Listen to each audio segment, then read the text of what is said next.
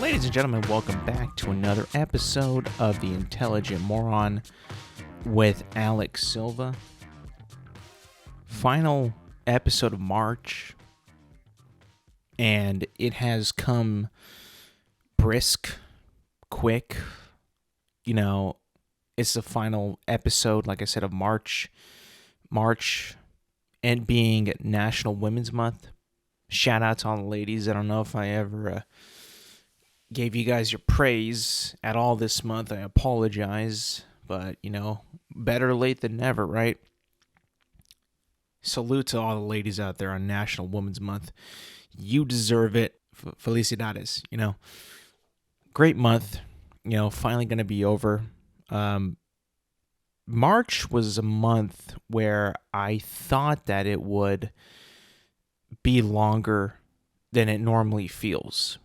I feel like March is a month where the seasons change, and therefore that makes the month feel like it's longer. Didn't happen this year.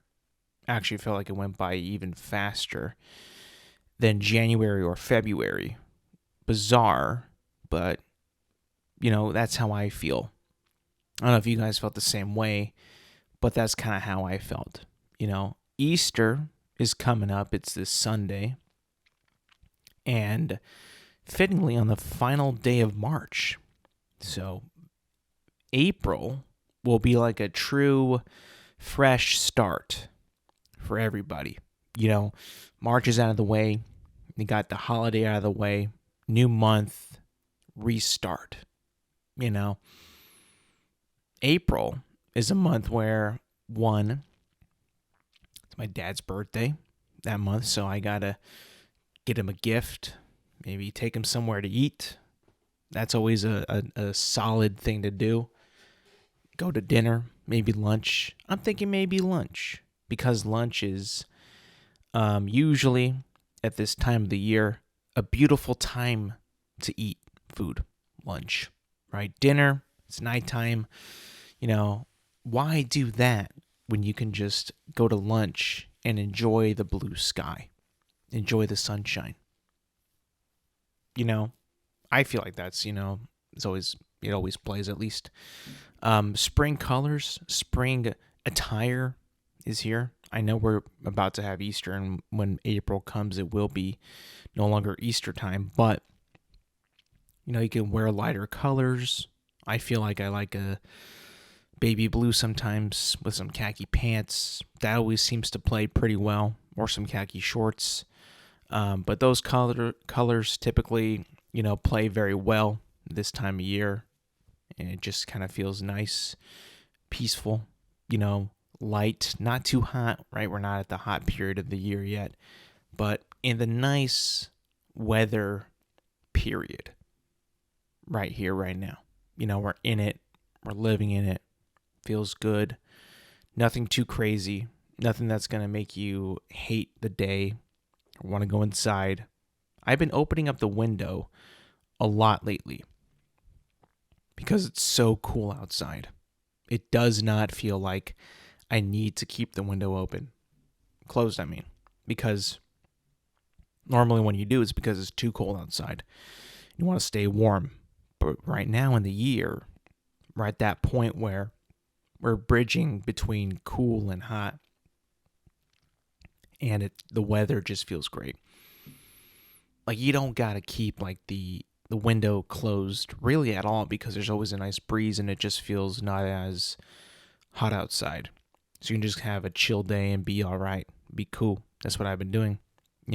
I feel like also it's the time where you can drive with the windows down, all the time, because it's also nice outside as well.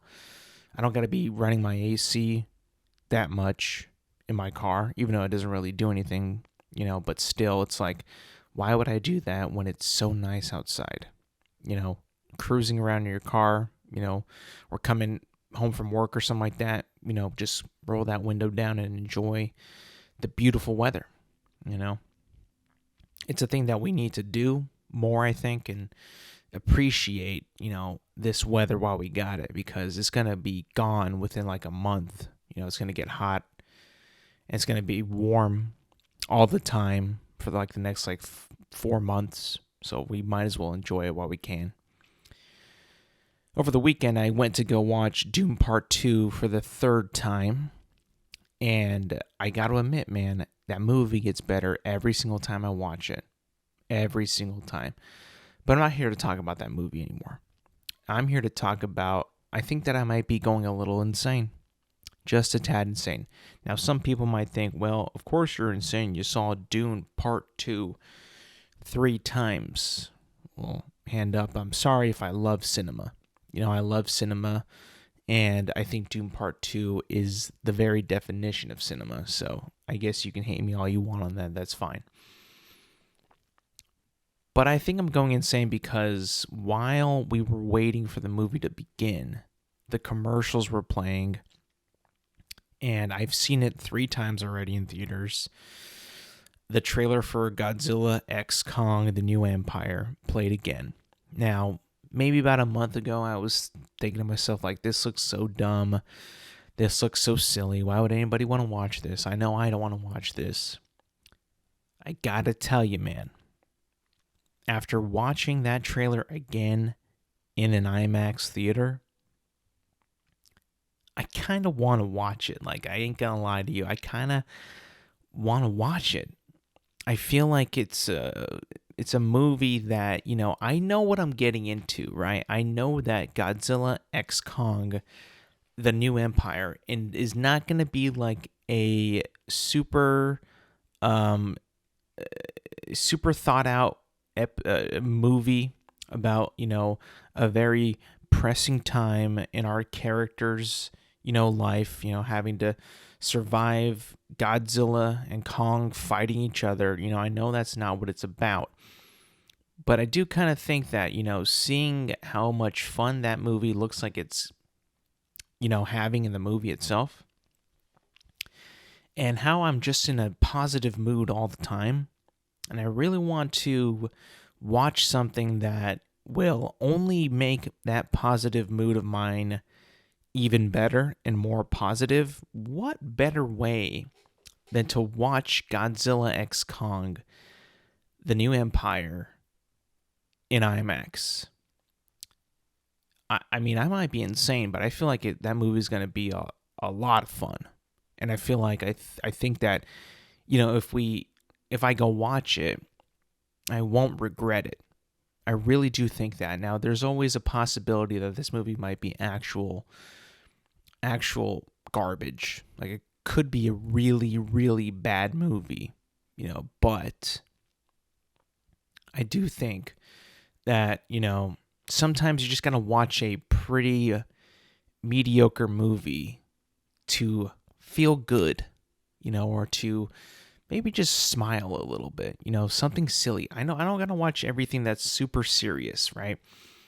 And super important. Like, I know that I'm a big fan of Doom Part 2, but that movie is like important to me. That's like a big movie for me. Like, that movie is meant to be seen in a, I mean, you can't really joke around with that movie, You can't really smile in like a laid back type of mood, I guess. Like, you're kind of into it. You're watching the characters and the events that are happening in the movie. You're invested, and you're just kind of focused. Like, I think of this movie as a perfect movie for my mentality of viewing movies, which I personally don't like to watch movies in reclining seats, because I feel like when I do that, when I recline, I'm not engaged watching the movie. I'm kind of relaxing a little too much, and I feel like I'm not really caring enough about the movie. And I just feel like when I'm sitting upright or leaning back just a little bit in the chair, and I'm really focusing on the movie, that I'm engaged in the movie, and I'm paying attention.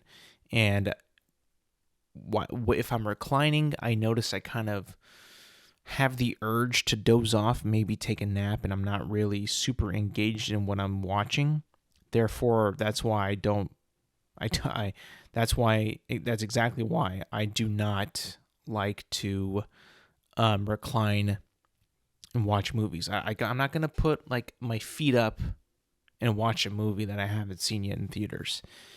Maybe if I go like see it again, maybe if I go like if I'm going to go watch like a fun movie and then I'll see it again and be like, oh, you know what, we can do this reclining seat one. You know what, I've already seen it and we want to watch it and it's a fun movie and I think this will be in within the parameters of how I like to view movies and this will be okay.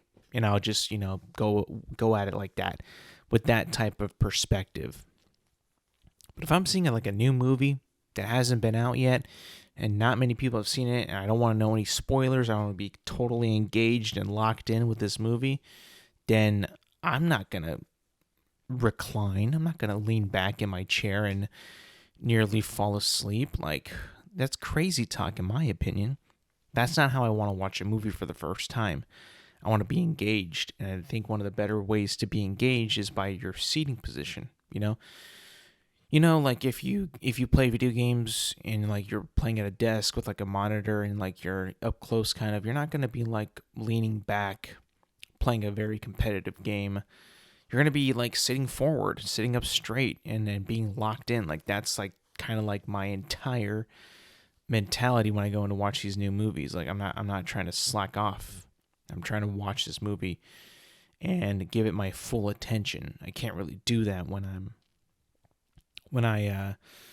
I'm leaning back, reclining. So yeah, I don't know what it was about this one time I saw this trailer, man, but I really wanted to see King Kong fight Godzilla so bad. And I wanted to see so bad also like what that little King Kong guy is and why he's so big and what the hell's up with this thing, this hollow earth, like the center of the world. Like what is going on? I almost like need to know what they plan to do after this movie, because it seems like with this movie, like they're going to go so bananas and so insane that they're going to be like, well, we can't just end it off like this. I mean, it's got to continue.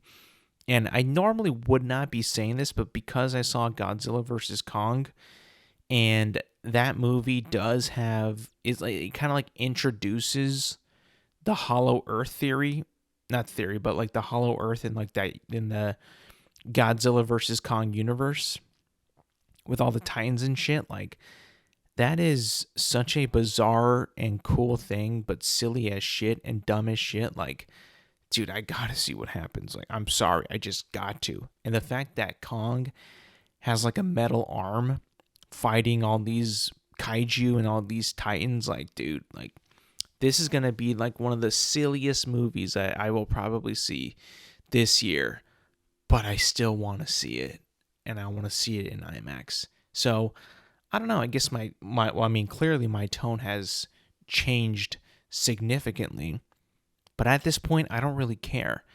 I just kind of want to see it.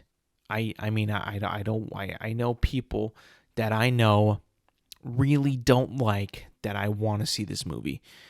I understand. I have that certain feel for a lot of things too. When my friend said that he wanted to go watch Madam Web, I was like, dude, you're out of your goddamn mind. I know Sydney Sweeney lives rent-free in your head, but you must understand, my friend. What you're going into looks like a heaping pile of garbage. Like, probably not even a watchable movie to my standards. Like, it looks like such a silly, stupid, bad. It looked like a bad movie. Now, he didn't see it, but he really wanted to. And I was like, dude, for the love of God, do not watch that movie, please. Now, I can see him saying the same exact thing to me. I understand. that it looks so stupid and it looks silly as shit. And it could be really, really bad. But again, there's something about Kong and Godzilla fighting and big monsters fighting each other that kind of scratches my like juvenile itch of where I need to watch this. Like my inner child is coming out like, dude, this is what I dreamed of years ago when I was playing this game called Godzilla Destroy All Monsters, and it allowed me to play as Godzilla against other monsters. Like, this is so close to it. It looks like he's going to be fighting more than just King Kong in this movie. I gotta see it. It's just going to. It is actually something that I truly do think will give me life and give me joy, and I'm trying to see it. And I mean, I need to find the day and time to go because I need to see this in theaters. I cannot wait. And I know people are going to be like immediately comparing this movie and then the one that just came out, Godzilla -1. I haven't seen it. I've heard it's really good, but I think that if you're going to be comparing or contrasting or even saying like they already put out a better Godzilla movie than Godzilla X Kong, The New Empire, you're out of your goddamn mind. Like, you have to know that they're completely different takes on Godzilla. Of course, -1 is going to be your golden boy if you loved it that much. You will always have that. But Godzilla versus Kong has to exist in order to keep freedom alive and opinions and choice alive. Some people just want to see monsters fight. And I am one of them. I truly am one of them. At this moment, right here, right now, I just want to watch King Kong versus Godzilla again. Because it was so much fun in Godzilla versus Kong that this new one's got to be hopefully even better. I hope so. I mean, Godzilla vs. Kong kind of surprised me when it came out. When it came out on HBO Max day one. I watched it day one, and I just was like, wow, this is actually more enjoyable than I ever thought that it could be. And I ended up loving that movie. It was so much fun. So that's kind of what, I know I'm talking like I'm insane, but I feel like that's something that I need right now. I need to see this. I need to have a little bit of fun. I need to let loose. I don't care that it's going to be, probably pretty awful. But at the end of the day, I feel like it's something that, if you just turn your brain off, you're going to enjoy. And that's kind of where I'm at with that movie right now. So I'm going to move on. I'm going to talk about another movie that I actually did end up seeing. I watched this movie because I was actually curious about it. Curious, excited, and really actually, really looking forward to watching it. And it was Roadhouse. Not the Patrick Swayze one. I haven't seen that in my entire life, by the way.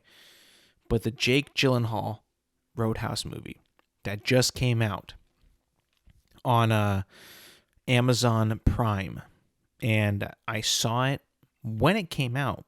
And I got to tell you, man, I've never seen Roadhouse. I've only heard people say that it's a good movie. But again, I've never seen it. And so when I watched this Roadhouse, the 2024 one, all I really was picking up with the trailers is that Jake Gyllenhaal looks like a badass beating up thugs at a bar in Florida. And I was like, you know what? I'm in. This looks like my shit. I'm going to watch this. And boy, man, is this movie fun. This movie is really, really fun. And I think that if you're a person like me and you want to watch a movie that is fun, energetic, athletic, fast-paced, silly, not too much to think about, no backstory to worry about, quick movie, easy access. Like I said, it's on Amazon Prime with an Amazon Prime membership. You're going to be able to watch this by right as soon as you hear me talk about this on this podcast. It's available right now on Amazon Prime. You can watch it right now. And I feel like with that being said, the fact that this movie was so accessible, I think made it even more desirable for me to watch it, because it was something that I was actually looking forward to for a couple months. And like I said before, it's a very fun movie. Very fun. Also, extremely, extremely silly. I'm not just talking about like the plot, because the plot itself is very simple. It's very straightforward. There isn't too much that you gotta, wither through in order to get to understand what's happening with the characters or with the story.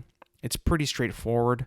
Um, but what I mean by silly is not only the plot silly, but the characters are really silly. Like there's a lot of silly ass characters in this movie that if you're a person that really gets distracted or can get thrown off by some pretty bad dialogue, maybe don't watch this movie because some of the dialogue is pretty trash. It's not very good, but I also do think that at the end of the day, it kind of gives the movie its charm, and the fact that it doesn't take itself seriously at all, which I respect, is also kind of makes it a a bad movie that is surprisingly really really good. You know, I wouldn't show this movie to like a film student or like a writer who's trying to become a film writer or, anything like that. But I do have to say, at the end of the day, this movie I think is a home run in terms of entertainment value because the action sequences, the the story kind of going and progressing the way it does. And if I don't know if it's like a straight up remake, but if it is, it's kind of I guess you would say it's like similar to the original version, and it's cool with that. I know that the character's name is the same as the first one. I'm pretty sure, but like it's a really fun movie. It looks gorgeous. It's shot pretty well. The fighting scenes are shot extremely well, and the choreography is really really good. Jake Gyllenhaal is a badass. Like, dude, there's just like so many moments I think in this movie where I'm like, Jake Gyllenhaal is so goddamn cool. Like, how much cooler can he possibly get? And then he actually gets, miraculously, he gets even cooler. And then I'm like, oh my God, I just wish I was as cool as this fucking guy. This guy's amazing. And like, I feel like this movie does not do as good or is not as popular as it is today if Jake Gyllenhaal is not fully committed to this movie. And what I mean by this is not only is he selling it with his acting because he's a great actor, he's a phenomenal actor. I feel like this movie doesn't really show his full-on acting potential and the range of him as an actor based on dialogue and based on like what he has to say and how he delivers his lines. But the movie is supposed to be about a bouncer who is hired to keep this bar in Florida, safe from like riffraff and like thugs and like violence and stuff like that. And in order for this to happen, it's mentioned in the trailer, so this isn't a spoiler. He was an ex UFC fighter. And those guys are like pretty goddamn ripped and strong and then great at fighting. Well, dude, Jake Gyllenhaal in this movie was absolutely jacked as you can be. Probably the most jacked I've ever seen this dude in a movie ever. Like, I mean, it is not even, hiding behind a curtain like that. From like the first scenes in the movie, like he's already without a shirt. Like, dude, this guy fucking is like in impeccable shape right now. Like, this might be the best shape he's ever been in his entire life.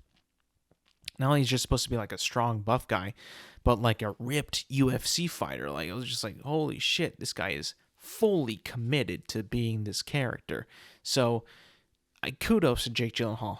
I'm pretty sure, with an actor like this, who knows, probably has seen Roadhouse with Patrick Swayze a few times, probably does not want to be the one to star in the remake, of the same movie with the same exact title, playing the same exact character, just like a little bit different scenarios.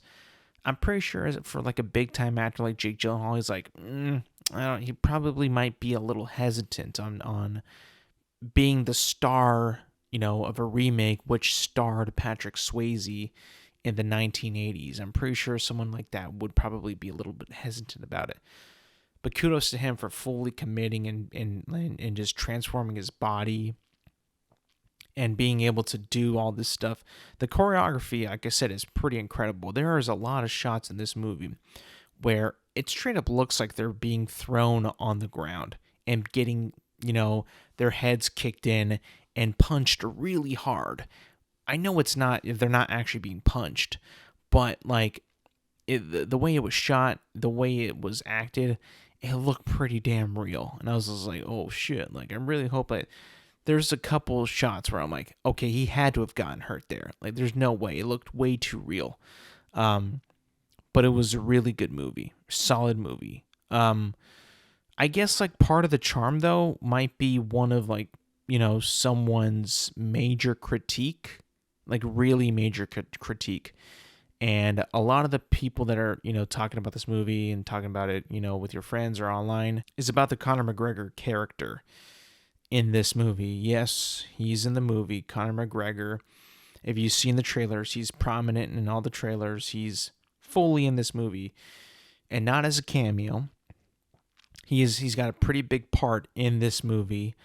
I am just thankful that they let him use his Irish accent, because I've never heard the dude talk using any other accent.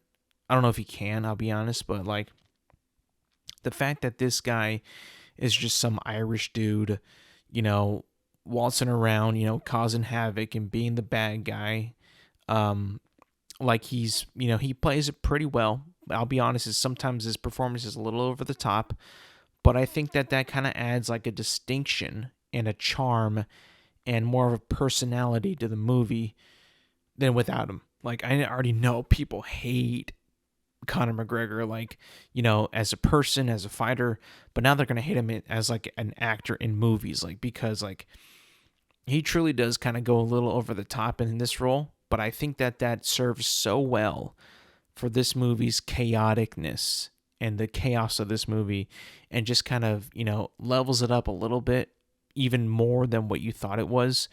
And I actually kind of, ended up really liking that choice, because, hey, if you're going to make a Roadhouse remake, why not go balls to the wall? Like, why not get Conor McGregor to play one of the villains in the movie? Like, it's just so cool. And of course, you've seen the trailers. Like, yes, they're going to fight, right? They're going to fight in a fist fight. It happens. Conor McGregor is actually, or was actually, a UFC fighter. So it just kind of makes it so much more like, oh my God, I got to see how this goes. I mean, there was just so much like that was drawing me into watching this movie that I was just like, dude, I can't say no. I just got to see this. It looks like so much fun. How can anybody not want to watch this? Like, this looks like a good time. And at the end of the day, for me, it was a really good time. I enjoyed it quite a bit. So yeah, I mean, I didn't give it a review on X, because I just thought that, it was a like a home release, a streaming release. I was like, I kind of saved that more for theatrical release movies. Which, by the way, this movie did not get a theatrical release. I totally would have watched this movie if it was in theaters, by the way. Now, I'm not saying everybody else would who's interested in this movie, but I do think that this movie would have been such a fun theatrical experience movie, because there's a lot of fun moments in this. There's a lot of moments that people would probably go a little crazy about. Some people would probably be like, I just would love to see like people's reactions when they saw Conor McGregor appear in the movie for the first time. Like, that would have been pretty fun to see. But I do think that, it would have been a really, really cool movie to watch in theaters, because ultimately I think it's a really, really fun movie. I think a lot of people would just have a lot of fun watching this movie, especially with like watching it like with a crowd of people. Like, it could have been a really, really fun like crowd movie to watch in a theater. And the fact that the director, Doug Liman, who, did The Bourne Identity, is boycotting the movie because they did not let the movie get a theatrical run is a sad thing, but I think it's a justful thing because I didn't know the contract situation. I don't know anything about that, but that does kind of suck that his movie was kind of pulled at the last minute to only be on Amazon Prime. Like, that would suck if I was like a filmmaker. And they were like, oh yeah, your movie's going to get a theatrical release. It's going to be in theaters. Don't worry. And it doesn't. That'd be horrible. That's why I think if you're like a person who like enjoys film like I do and enjoys like, movies in general, is kind of like into that stuff and watches like, and like press conferences and what people say about the movie. If you notice during the press tour for Roadhouse, Doug Liman was not promoting the movie whatsoever. It was only the actors, and usually the actors and the director promote the film, and he was not a part of that. So like that to me was like, damn, this is a thing that, we are all loving it. The actors are probably going to say that they love it too, but there is one person who made the movie who is extremely disappointed and extremely mad that his movie will not be seeing the lights of day of being in theaters. Like that to me, as much as like I, enjoy theaters and I love theaters, I do like how I was able to watch this on Amazon Prime Video, but still, like, I would have seen this in theaters. Like, if I was able to, I would have seen it in theaters for sure. But yeah, moving on. Not a movie, but a show that concluded last week. Halo Season 2. I'm going to be talking about this quite a bit today, so buckle up, because I have a lot of things to say about this. A lot of things to say. And not a lot of them are good. I'm just going to be honest with you. Not a lot of these things I'm about to say are going to be good for this show. Maybe even for me.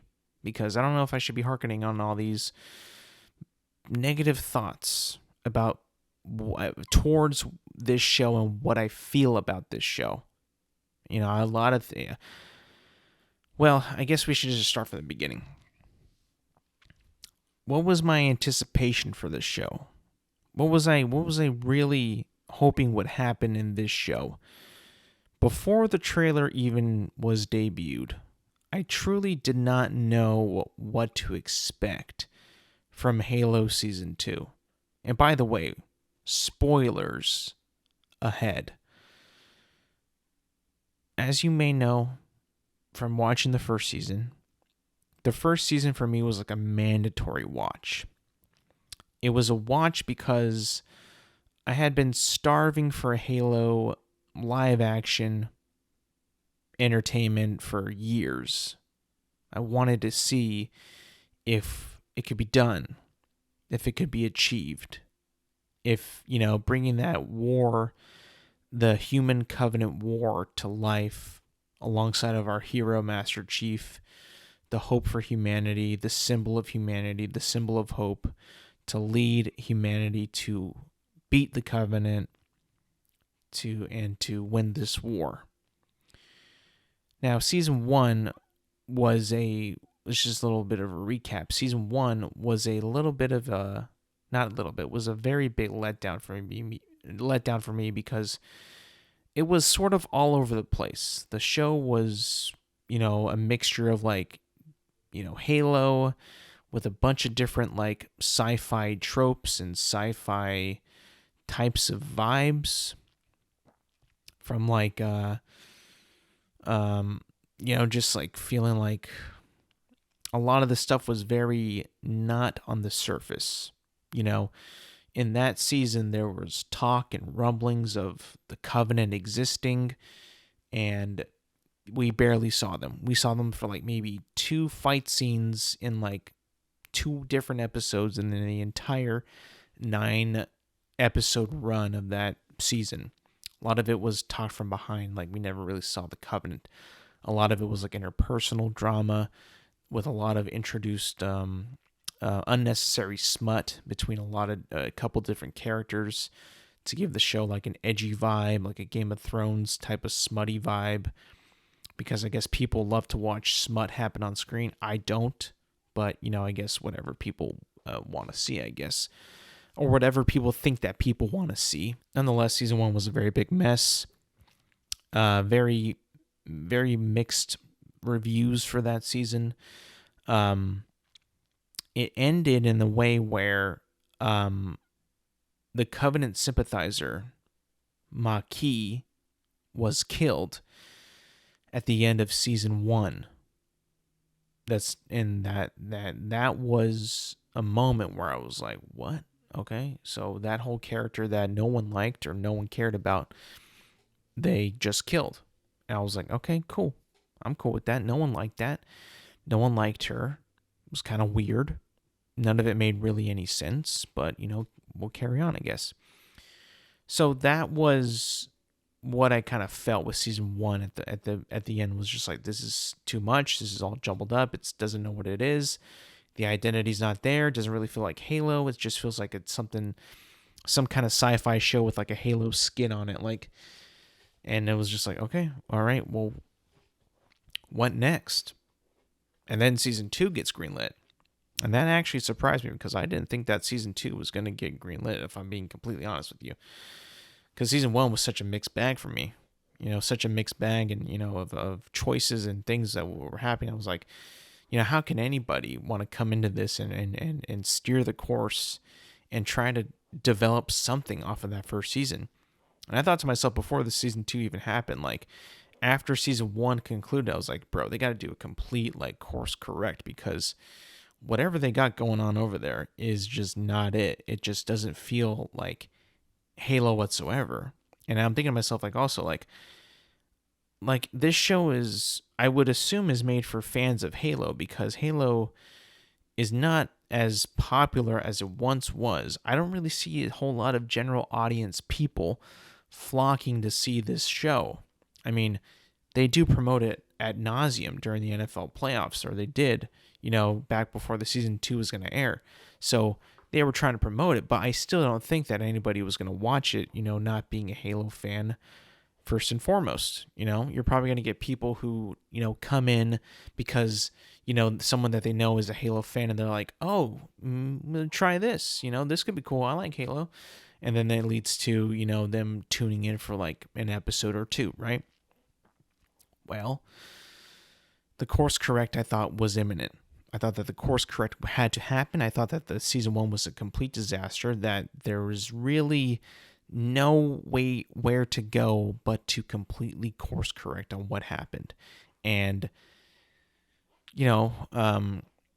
season 2 begins, and it sort of feels more grounded. I noticed that from the beginning. It felt like a more grounded series.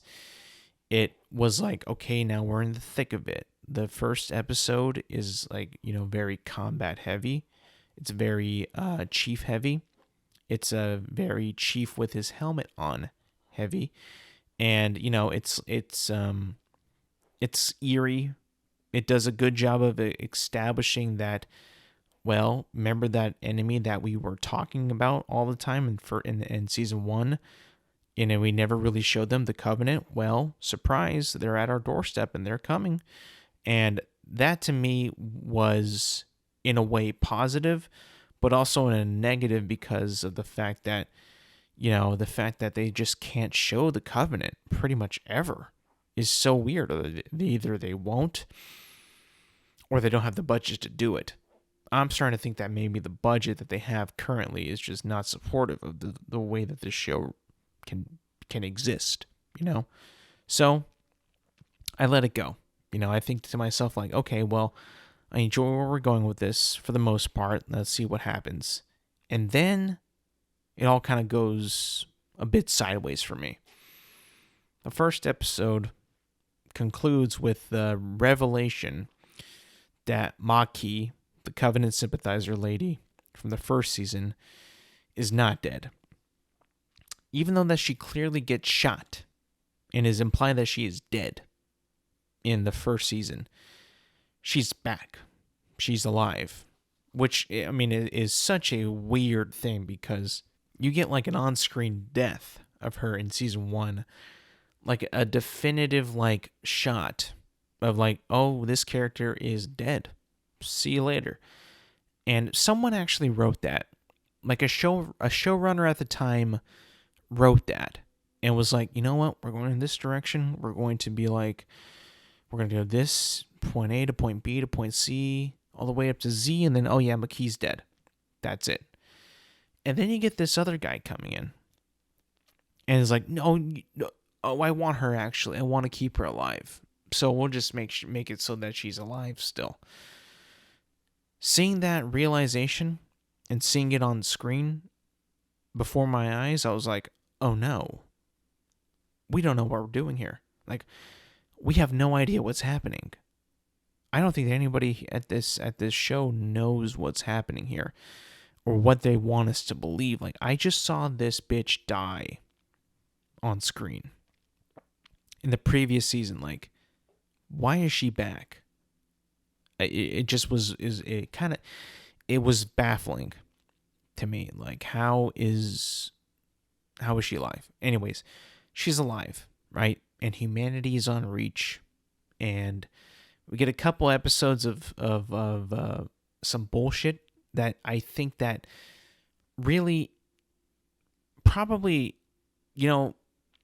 should not be happening at this point, because I think that at this point in the show, we must establish that the humans and the Covenant are at war with each other, right? We still have barely, I feel like, scratched the surface at this point of following this tension between species, right? There's a war going on between the humans and the Covenant, and we've barely seen any of that. And this whole show is about Spartans, which are super soldiers that are supposed to be fighting this war against the Covenant. And they've done pretty much everything but that for the majority of this show. Kind of weird. And then it introduces something that I thought that we wouldn't see in season 2 of Halo. Interpolitical politics interfering with the show. Not like actual politics that come from real life into shows, but like making the show political. Let me kind of elaborate on this. Like when things get political, people like to blame other things on other people, and then they say that they're doing things for the better good, and they try to brush things under the rug and try to save their ass of something from happening, like a disaster happening. A lot of that stuff kind of happens in this season, where we get like this other agency. They're known as ONI, the Office of Naval Intelligence, thinking that well, we could we need to it's hard to explain because it's so badly shown in the show, but essentially they really don't want to show you the war, so they'll make a dramatization of interpolitical conflicts between the agencies involved fighting the war, like the UNSC versus the ONI, and saying like, well, we have to do this in order to save our asses. We can't just fight this war this way. We have to fight it like a different way. And to me, that was a disguise to not show you any of the Human Covenant war, because one, they just don't want to. For some reason, it's very strange. Like you have a war show with super soldiers that fight in war as your main characters, and you're not going to have them do what they're supposed to do, what they've been doing in the games for, and even in the books for like years. Very weird, very bizarre take, very bizarre angle. And I will admit, like, some of it was, okay. Some of it actually was kind of impactful in a dramatization way, in a dramatic way. It was interesting to see how that they would react, and how it's like a different approach to what we already know from versus the game. And as we already know, that the timeline in the show is not canon to the timeline in the games. So we don't really have to worry about that, interfering with what happened in the games. So, I mean, I'm pretty sure that whole decision just made it, very possible for the people that were writing the show to not make anything cool ever.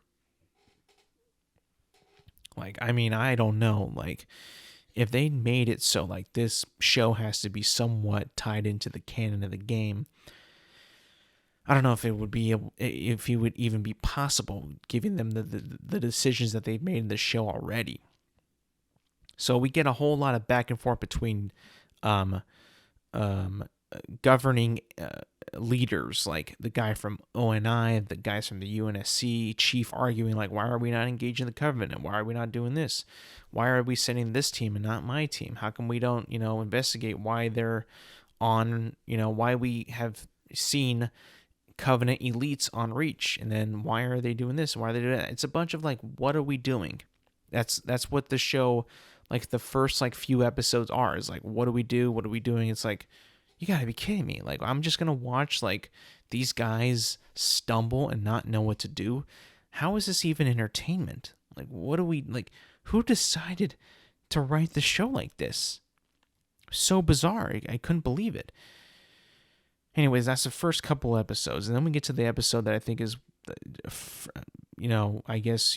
the best episode of the entire show so far, which is episode 4 in the season.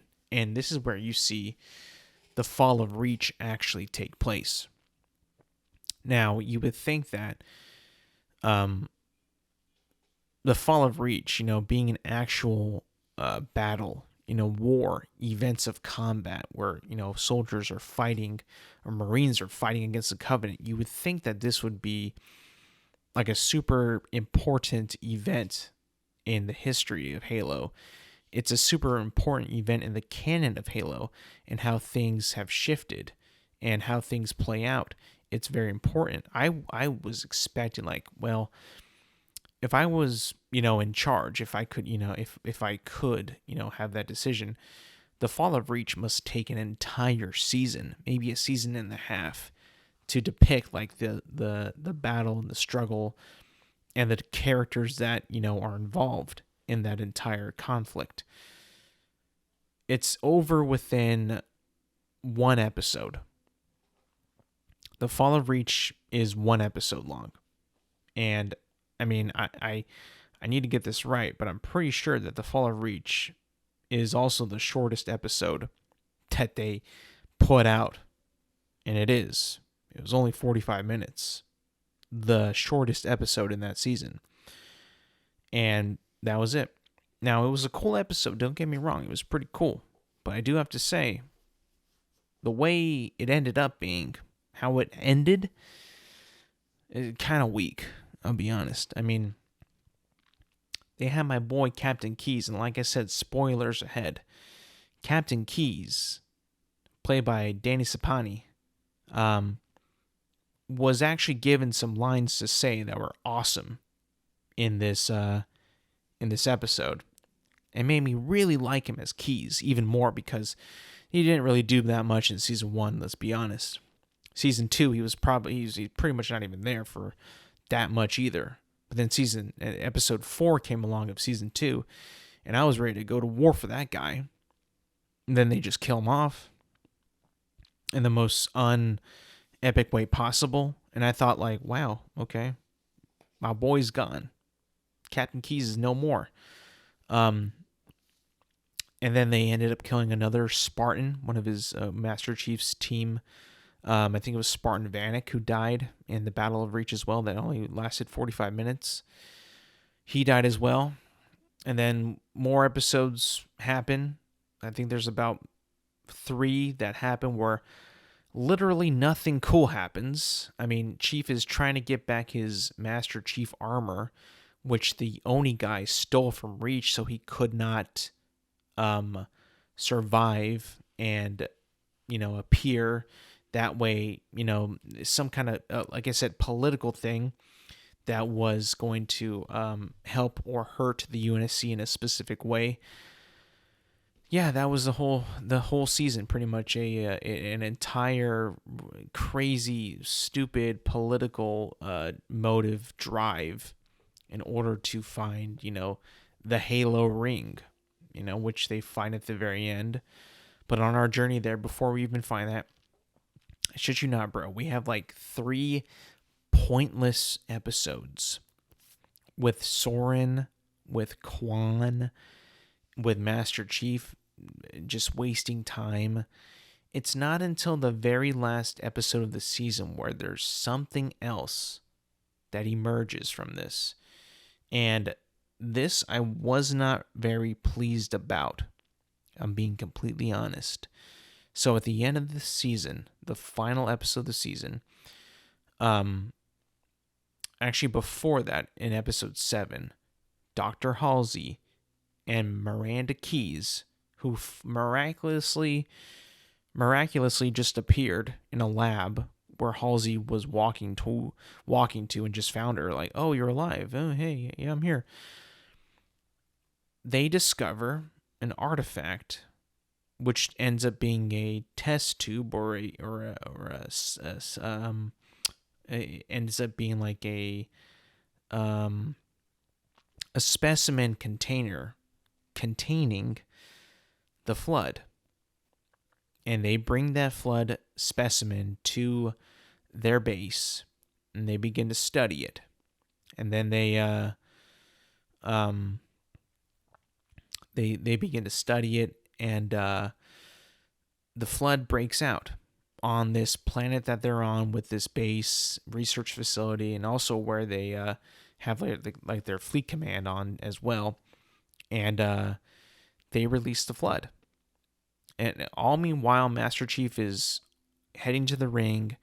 The Halo ring is on the ring and is traveling. And meanwhile, Dr. Halsey gets infected. She now goes into cryo sleep, and they freeze the infection. So she's, kind of gone, but not really written off yet. So there's a chance that she can come back. And the flood was introduced within the last episode of the show. And listen, like I'm a Halo guy. I like Halo. I feel like I don't really care about the flood in Halo whatsoever, because the flood is just like another type of zombie where you just shoot mindless flood guys who are infected, and there's nothing you can do but just shoot them in their rabbit and they'll just kill whatever. It's zombies.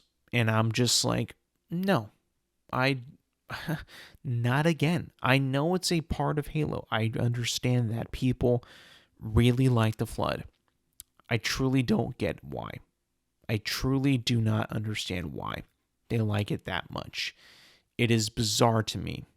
It's never been my go-to thing when I think of Halo.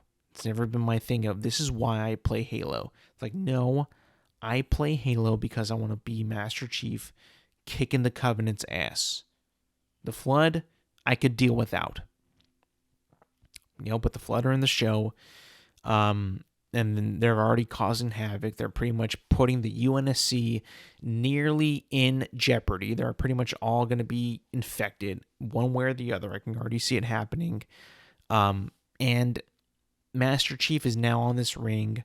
At this moment, the Covenant sympathizer and the Arbiter in the show are also trying to get to like the center of the ring to control the ring, to use it as a weapon like they were all trying to do before. Master Chief encounters him. He beats the Arbiter's ass. He kills him. And it's kind of left like that. Makee and Chief remain alive at the end of the season on the Halo. And the flood is loose. And the Covenant are not on the ring. The humans are. And again, a lot of just teetering around what we think, what we like about Halo, and kind of giving you battles here and there and giving you the Covenant here and there, but not a whole lot of things that are worth watching, worth spending 8 episodes trying to get something cool out of a show that doesn't want to give you anything cool. Like, I mean, I don't understand. I really don't. Like, the show is just very, very bad at this point. It's very, very bad. Like, that final episode, the way that it just kind of rushed by, how the flood was introduced, it was just kind of shoehorned in. The battle sequences, there were some cool battle sequences in that episode, I'll give you that. But the fact that, just how it was so rushed, what it felt like that they had to cram everything into this one episode, and not make the season longer, which I feel ultimately, it was already long enough, it felt like, because of so much wasted episodes on bullshit that I don't care about. But they put all that bullshit in that we don't care about, and they kind of forgot like some of the main points in the show, in the season. They're like, oh crap, we got to force them all in this one episode or we're done. So they like force like the flood and, like I said, and everything else, and get into the Halo and all that shit. And it just kind of felt rushed in the end when it did not need to be rushed. It was just a show that kind of lost track of where it was. I feel like there was just so many episodes, I feel like, that were unnecessary, and just things that in it that we don't care. No one cares about this. Like, what are we doing? This is so silly. I don't know, man. I just feel like that whole season was trying to, I thought, gonna be a course correct and be better and improve, but it was a continuation, and in my opinion didn't get really any better. It got worse because the showrunners of that show truly don't really care about the events that make Halo such a fascinating property in the first place. The fall of Reach, Master Chief in his Spartan armor fighting the Covenant, inspiring the Marines. This was supposed to be a series of war. This is supposed to be a war show, and it's everything but that. It's incredibly insane. It doesn't make any sense at all that this show is able to continue on this weird ass path. This path of intergalactic politics, of, playing like devil's advocate, like, oh no, you did the bad thing. No, you did the even worse thing. Like, what the hell is this show even about? Who is going to watch this show? I can't think of anybody, like, I can't think of anybody who has never played Halo before would give this show a shot. Like, who has never played Halo before, like, who is going to give this show a shot? Be like, oh, why don't we watch this show? It's supposed to be a big show off a big game. Nah, no one's going to watch it. They'll probably watch it and be like, is this what my nephew plays? Because this is nothing like what my nephew plays whatsoever. Something like that. Like, be like, this is not at all what he was talking about. It's just a total misfire. I think this entire season, this entire show so far has been a misfire. And I pray that, someone takes away the rights from either Showtime or Paramount. Like, take it away, because give it to somebody else who can make a show out of this. Like, make a better show than what we've already got with these first 2 episodes, or the first 2 seasons. Sorry. I don't know. It just feels like, we got like some really, really bad television with the Halo TV show. It's not gotten any better. It's gotten, in fact, worse. There's some bright moments, but for the most part, like, this is just not what we want to see when it comes to Halo. It's just not. I don't know anybody who's going to want to watch this. It certainly isn't something that I would turn on and be like, oh, look at this. This is cool. Anyways. One final thing, and I guess I'll just give some short thoughts on this, but apparently news broke that the PlayStation 5 Pro, actually, the PlayStation 5 Pro, that's not out yet. And I gotta admit that this story, or this leak, or this article was kind of bizarre in a way about this, because apparently apparently the PS5 Pro CPU that that runs the games and all that is going to be identical to the standard PS5 CPU, but with a slightly higher frequency mode, which is about 10% increase to the 3.85 gigahertz. This is all from IGN, by the way, which gives it a faster rendering capability and better ray tracing. And this is all because of the tech has been leaked of the PS5 Pro, which a leak that seems pretty credible, and people are already like talking about like what it can do, what it can't do. And one of the things that that has been brought to my attention is that even the PS5 Pro will not be able to run GTA 6 at 60 frames per second. Excuse me? Like, why? I mean, like, I know that the PS5 Pro won't technically be the newest console, but it will be like the better console at that point, or the best console at that point. I think that it's incredibly strange that it won't be able to handle GTA 6 at 60 frames per second. Like, guys, we're in 2024. Like, what are we talking about? We can't run 60 frames per second on consoles. Like, to me, that is not okay. Like, I don't care if I just want to know, like, why this is not possible yet. Why can't we get that game to run 60 frames per second on the PS5 Pro? I mean, that also probably means that the new Xbox that comes out, the Xbox Series X Pro, whatever it's called, probably can't do it either. So, like, do I just got to get a PC now? Like, I feel like the improvements on console are just tremendously behind. Like, what am I supposed to do? Just never upgrade, or just keep continuing to get the newest one, hoping that it can run games at 60 frames per second? Like, I mean, like I said, I'm playing Jedi Survivor. I cannot run that thing on 30 frames per second quality mode.